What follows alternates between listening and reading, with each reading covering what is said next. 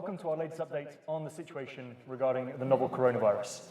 We are again coming to you live from our London Assistance Centre, so you may hear the phone ringing in the background, which are calls coming in from our members to our team of experts as well, who are dealing with situations around the world. I'm joined by Dr. Mark Parrish, who will help us navigate the current situation in regards to the novel coronavirus. So, Mark, really, where do we start? We start with, what is the current situation right now? Thanks, James. Current situation as of today, about 40,000 cases reported, of which 75% of those are in Hubei province in China, and a very small percentage, like 200 or so, are outside China. So the majority of cases in China, and the majority of those in Hubei.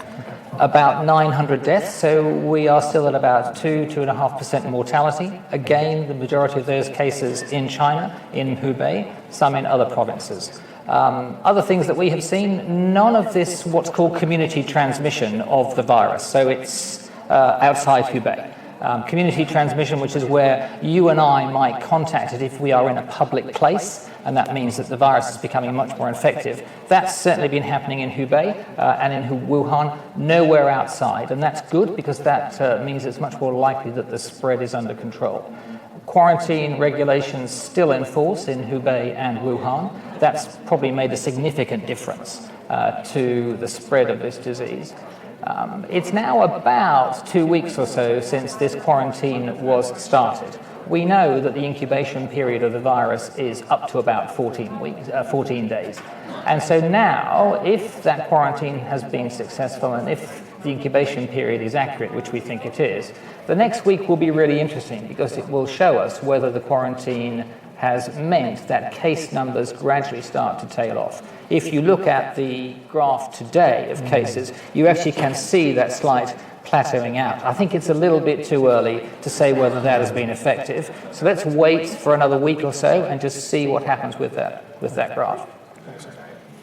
The interesting thing is, the other thing that we found is that this has become, of course, much more than just a medical or a health issue. I mean, we've seen many countries instigate border screening and border security things, haven't we?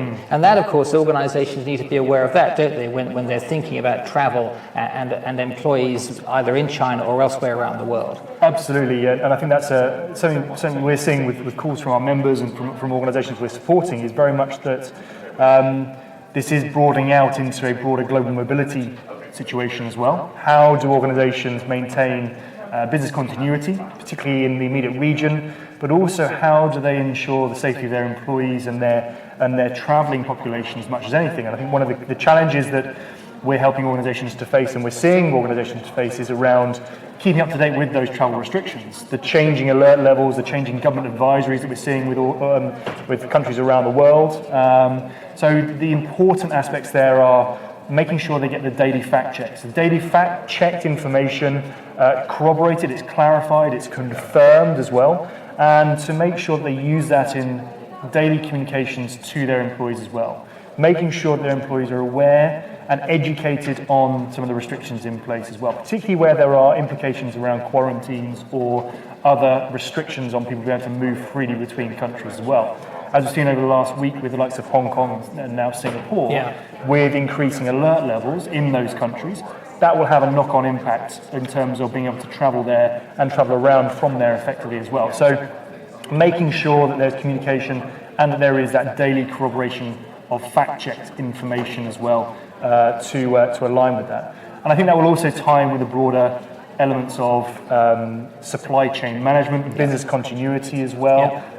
All aspects as well that organizations are considering and need to continue looking at when it comes to that. I think that also ties in with probably one of the biggest challenges that organizations are facing is what's still to come. And you highlighted as well about some of the data leading towards some plateauing of cases, but I think we're still in this period of a very fluid situation. So from your perspective, Mark, what are some of the changes we're likely to see in the next week or so? And what, probably more importantly, are some of the unknowns as well? Yeah, certainly from a medical perspective, there's still a few unknowns. We know a lot more about that virus than we did a month ago. We know that generally the mortality rate at 2% affects the older and the younger population, but the thing about medicine is it's never particularly black and white. And so we saw over the weekend, a younger death from one of the doctors who initially noticed this outbreak in China, and I think he was in his 40s.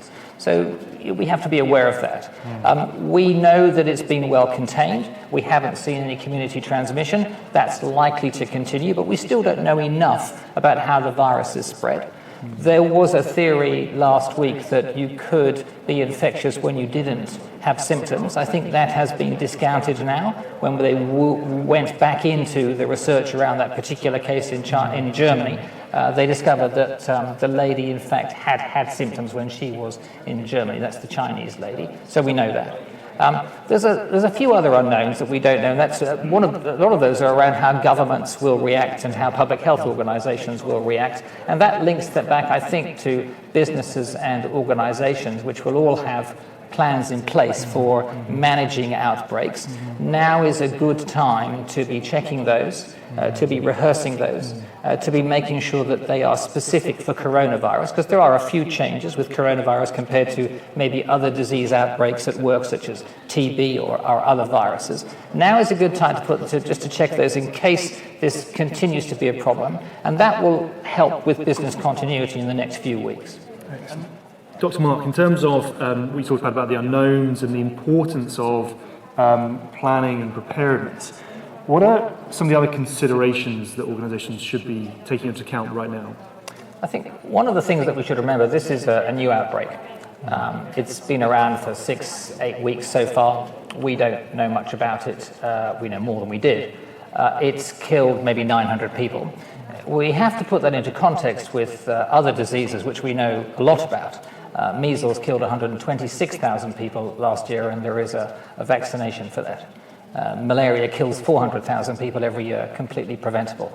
But we don't know as much about coronavirus, so we should be aware.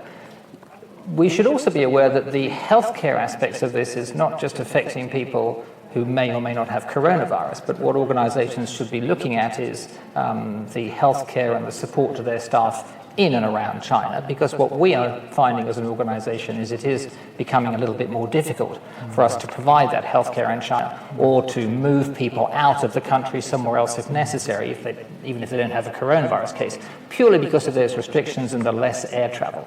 And that's another thing I think that businesses need to think about in their planning and have as a part of their outbreak testing and their outbreak exercising, so they can work that in as well.